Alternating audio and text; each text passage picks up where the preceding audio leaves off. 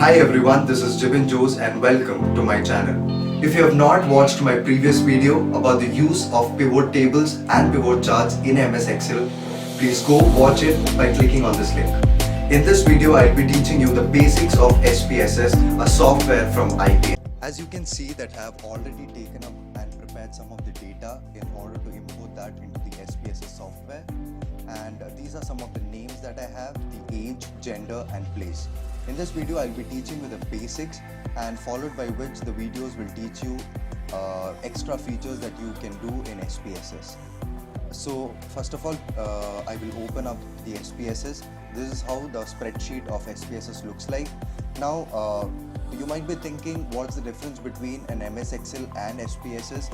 It's just because it has a variable view. Now click on the file option to import the file. First click on the file option, then click on open and go to data, and you will have to locate where your particular data is. And before doing that, if it is a file which is other than SPSS, please make sure that you go and click all files here and then locate your particular data. Like I have saved that in my desktop, and the name of the file is SPSS trial. So I will have to check where this actually is. So you can see that I have the SPSS here, so I will open it. So a dialog box like this will appear which says that the use of the Excel sheet and the range, etc. Please go ahead and press OK. You would have seen a glance of the output here. This is nothing but the syntax. This is known as the syntax, the code of how the file has been generated to the SPSS software. So this is just the coding that has happened. We call it syntax. And now I come to the spreadsheet. And now, as I mentioned, like the difference between an Excel and SPSS is the variable view. You can see after importing, I have a variable view here. So this is the variable that I have used, and its type, its width, its decimals, its label, values missing, if anything is missing, then columns, align, nominal, roll. I'll explain it to you by one. So you can see these are the variables that we use. Like you can see name in the data view, name, age, gender and place. And in the variable view, this will be the variables that you would be using and its type. So the type will be like, you can see the name cannot be numeric. So we will, you have these many options. So you can say that name cannot be numeric, it's not comma, it's not dot, it's not scientific notation, it's not date, caller. So we segregate it as string. So you can go ahead with that. You can see the width here. So width can be like what is the number of alphabet that you have, like you can see a name here, like it's Thomsy, like THOMSY. So you can say that 1 2 3 4 5. So we have 6. So depending on the maximum, this is the width that they have segregated on. So you can say that the width, like if there is a name, so if you count each alphabet accordingly, you can count how many alphabets are included. So the maximum amount of alphabets used will be the width here. So that is 7. So we don't have any names exceeding to have more than 7 alphabets. Then we don't require decimals here. Label is nothing but like as you can see here, if at all I cannot use any space or any special characters in the option under names.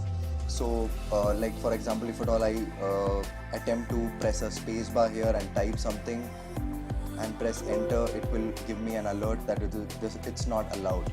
So on the other hand, in labels, I can write name space name, it's allowed. So it's like a special label that you give to a particular variable. So I will name it as name itself. And values, you don't have any.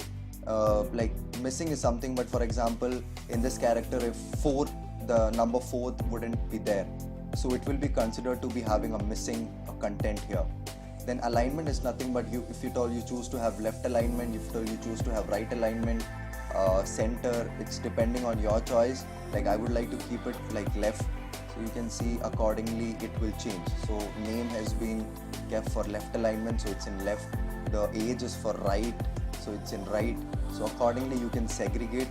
The measure is nothing but like you will have to check on like ordinal is anything that is numerically presented, or any categorical data that is considered to be under ordinal. Nominal is something that is expressed by words. So in this case the name is expressed by words, so we will take it as nominal. So we can go ahead with data and we can check on. If you wish to change the name of the variable, it's pretty much easy.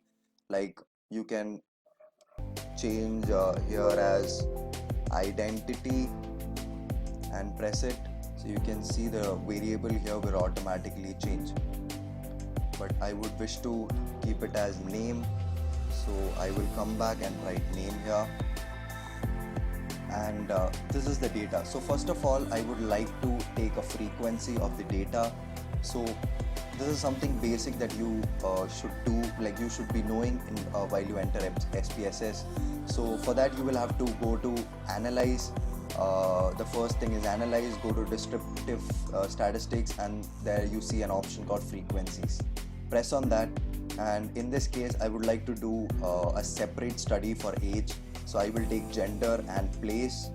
You can press control and press and click on both the variables here, and either you can drag it or you can press this button. Like you can easily drag it or you can press this arrow button. Now I would like to go to the charts and press on, like for example I need the pie chart here and the percentage visibility, and press on continue and press OK. You can see that the frequencies have been generated. You can see that we have around 9 people stating about their gender and place, so there is no missing data here. Then we move on to the frequency table, which states that we have around 5 female and 4 male, and like which states 55.6% of the entire female crowd and 44.4% of the entire male crowd. So valid percentage, like when you do a research, particularly a percentage like this is considered valid. Percentage is not taken into action. And that's all from this place. And now we move on to the place. We can see that one person is from America, one person is from Australia, 5 are from India, 1 from Nepal, 1 from United Kingdom. A total of 9 individuals, and their place has been mentioned. And you can see the percentage here, which is 11.1, 11.1, 55.6. So the majority crowd is from India. And next we move on to the pie chart that we have generated for this frequency table. You can see the majority of females, and then male here as green in color for male and blue for female. You can also see the color, like it's mentioned here with its color to show which part shows which variable. And now we move on to the place variable, which shows about like blue for America, green for Australia, and a slight grayish color for India, and Nepal is for purple, and yellow for United Kingdom. So accordingly you can identify which crowd is from which place. Now as I mentioned, I would like to do a special different test for age. So I will have to go to analyze, descriptive statistics, and go to frequencies. So I will have to either drag it here and then click on. You can see that there is a particular option, age, so I will have to click on that. Go to statistics, like I would like to do a mean here, a median and mode, a standard deviation, a range here. So you can click on this particular options that is there and press on continue. And also mention if at all you want a chart, like I'm going to take a pie chart again and press continue and press OK.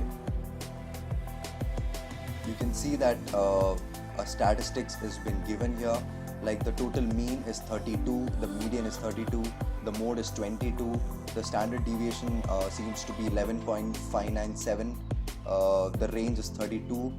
And we look on to the age table, we can see that we have a person of 19 years of age So the percentage that he covers is 11.1.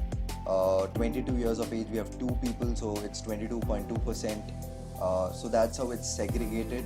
And when we look onto the table, the pie chart that we have, so you can see the different age groups, and accordingly a pie chart has been created. So you can easily take this down to a particular word format. For example, if you click on this and right click, you can see an option called copy. I would like to take a word file here.